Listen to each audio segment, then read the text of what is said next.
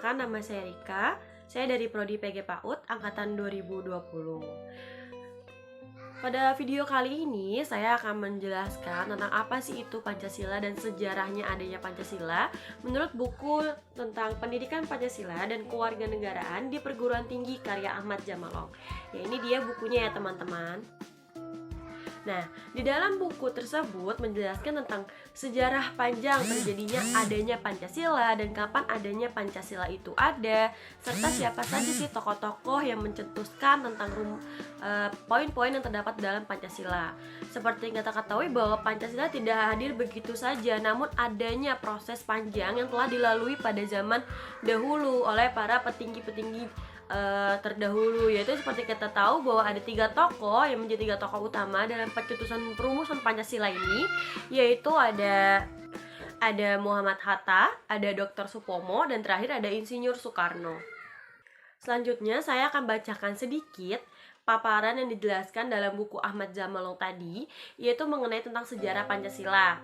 Sejak konseptualisasi Pancasila sudah ada sejak awal 1900-an. Yang awalnya ditandai dengan munculnya organisasi pergerakan kebangkitan. Pertama ada Budi Utomo, SDI, SI, Muhammadiyah, NU, dan lain-lainnya. Kemudian ada juga partai politik yaitu PNI, PSII, dan lain-lain. Serta ada juga Sumpah Pemuda. Tak hanya itu, awal dari Pancasila ada, yaitu ditandai dengan adanya persidangan pertama BPUPKI, Badan Penyelidikan Usaha-Usaha Persiapan Kemerdekaan Indonesia, tanggal 29 Mei sampai 1 Juni 1945. Kemudian sidang ditutup dengan rumusan oleh dari Pak Insinyur Soekarno yang menawarkan 5 prinsip dari dasar negaranya.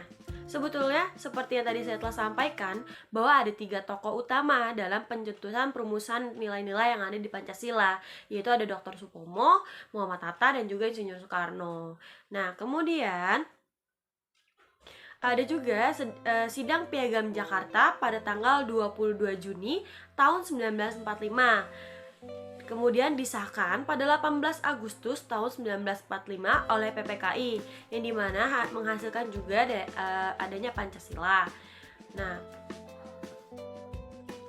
selanjutnya dalam buku Ahmad Jamalong juga menyebutkan bahwa dalam proses perumusan dasar negara ini, Soekarno memainkan peran yang sangat penting karena dia berhasil menyintesiskan berbagai pandangan yang telah muncul, dan orang pertama ia mengonseptualisasikan dasar negara itu dalam pengertian dasar falsafah secara sistematis dan koheren. Dan tak hanya itu, Insinyur Soekarno pada saat persidangan juga mencetuskan rumusannya tentang 5 prinsip yang menurutnya itu merupakan titik persetujuan dari segenap elemen bangsa. Yang pertama ada kebangsaan Indonesia, yang kedua ada internasionalisme dan perikemanusiaan, yang ketiga merupakan mufakat dan demokrasi, yang keempat ada kesejahteraan sosial, dan yang kelima ada ketuhanan yang berkebudayaan. Kemudian, pada persidangan Cho Sang-in ke-8, Insinyur Soekarno memanfaatkan hal tersebut. Persidangan tersebut terjadi pada tanggal 18 sampai 21 Juli tahun 1945.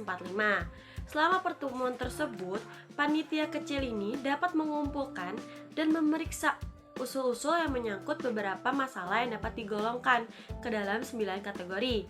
Yang pertama adalah Indonesia merdeka selekas-lekasnya. Yang kedua, dasar negara.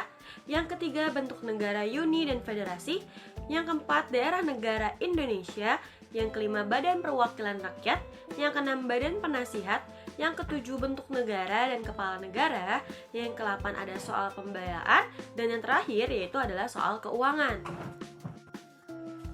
Pada akhirnya, Insinyur Soekarno mengambil inisiatif mengenai pembuatan panitia kecil yang beranggotakan 9 orang, yang kemudian dikenal dengan Panitia 9, yang beranggotakan pertama ada Insinyur Soekarno, Muhammad Hatta, Muhammad Yamin, A.A. Maramis, Subarjo merupakan golongan bangsawan, dan ada Kiai Haji Wahid Hashim dan Kiai Haji Kahar Muzakir Haji Agus Salim dan R. Abikusono Cukorosojo yang merupakan golongan Islam. Panitia ini bertugas untuk menyelidiki usul-usul mengenai perumusan dasar negara yang melahirkan konsep rancangan pembukaan Undang-Undang Dasar Republik Indonesia pada tahun 1945. Konsep ini merupakan konsep yang dibuat oleh Insinyur Soekarno dan juga Panitia 9 yang disetujui pada tanggal 22 Juni tahun 1945. Rancangan tersebut berisi tentang bahwa sesungguhnya kemerdekaan itu ialah hak segala bangsa, dan oleh sebab itu maka penjajahan di atas dunia harus dihapuskan karena tidak sesuai dengan pri kemanusiaan dan pri keadilan. Dan juga perjuangan kemerdekaan Indonesia telah sampailah kepada saat yang berbahagia dengan selamat sentosa mengantarkan rakyat Indonesia ke depan pintu gerbang kemerdekaan negara Indonesia yang merdeka, bersatu, berdaulat, adil, dan makmur. Atas rahmat Allah yang Maha Kuasa, dengan didorongkan oleh keinginan luhur supaya berkehidupan yang bebas, maka rakyat Indonesia menyatakan dengan ini kemerdekaannya.